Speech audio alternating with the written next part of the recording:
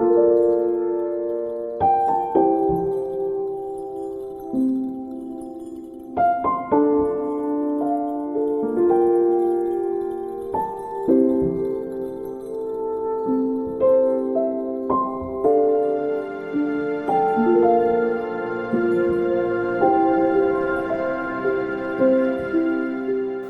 called Sir Denise Backup, Programs Officer for Gender and Human Rights at Community Center for Integrated Development, and the organizer for this session of today for the project Strengthening Community Resilience to Combat Gender-Based Violence with CBO and religious leaders. So the reason for this session today is because we realize that gender-based violence it's increasing at a very rampant rate in our society. And now, how do we go about solving this? We need to involve everybody in it. We cannot just talk to the perpetrators and to the survivors. We need to equally talk to religious leaders and to community-based organizations, because these are people who are in the community and they are the very first people to that these things have been addressed to, or these things have been reported to. So we saw the need to bring these people together so we could equally educate them about gender-based violence and how they can best address the situations when being faced with. My name is Laura Becker. Today I'm here to facilitate a program on sexual harassment with religious leaders and CBO leaders. So we basically spoke about the component of consent, because in every sexual relationship there must be consent, right?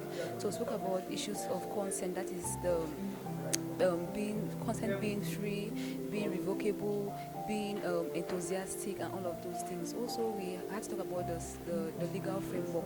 What does the law talks about sexual harassment, and how what can religious leaders and CBO leaders do to combat sexual harassment in church, in their communities, and in the world at large, because these are people who welcome cases of sexual harassment. These are people who are opinion leaders. These are people who the community look up to actually help them solve issues they face in their daily lives. So how we were able to see how these people, how these CBO leaders, how these religious leaders can actually come together, how they can actually come together to combat, to respond, to mitigate, and to prevent sexual harassment in the community.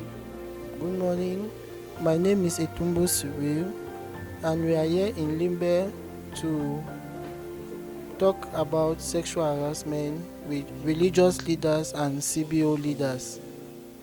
I'm the facilitator of today's program, and first, we have gone through the zero tolerance approach to sexual harassment. We have looked into details what sexual harassment is. We have also looked at the verbal and non-verbal types of sexual harassment. We have also done the physical type of sexual harassment.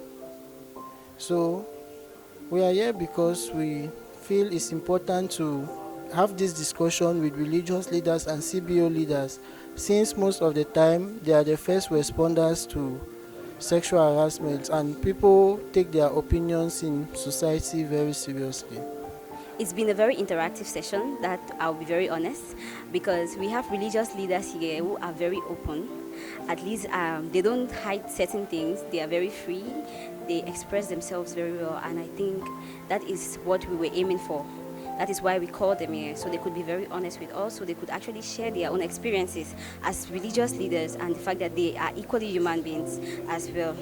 I think so far the interaction has been very participatory, and I must commend the participants for their approach. Their participatory approach actually shows their interest in the subject, and we believe that from today there will be ambassadors of change when it comes to sexual harassment. The training, the workshop, the discussion was very interactive, because we saw people from different backgrounds, people's different perspectives, different religious beliefs, talking about their position on sexual harassment. And again, it's very important to know that all of these things will also have a common ground. So voicing out their opinions and voicing out all of these things it made the discussion very, very helpful and very, very interactive, and a lot of sarcastic comments and what we can actually do together to actually combat this ill, this violence, this pandemic in our community. Okay, yeah. So the facilitators that we brought here, I would say they are doing a great job because they are going both practical and theoretical, and I think that is going a long way in bringing to light, or let's say that's going a long way in actually passing on the message we are here to pass on. We want to thank Community Center for Integrated Development and the German Embassy for putting together this event and for providing the funds for this event.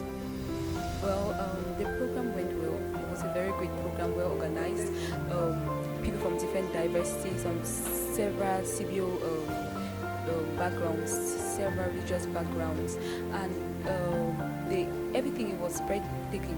And I also try to use this opportunity to thank Community Center for Integrated Development for actually having these initiatives to see that sexual harassment was something happening in church, happening in our communities, and to see how to work with these two people, these two community actors to actually combat gender-based violence.